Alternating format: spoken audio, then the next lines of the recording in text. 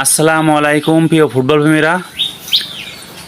2026 football বিশ্বকাপে আজ রাত 1টার সময় ফাইনাল ম্যাচে মাঠে নামছে আর্জেন্টিনা বনাম স্পেন। সেই বাক্সিঙ্গের লড়াই আজ রাত 1টার সময় 2026 ফুটবল বিশ্বকাপে মাঠে নামছে স্পেন বনাম আর্জেন্টিনা।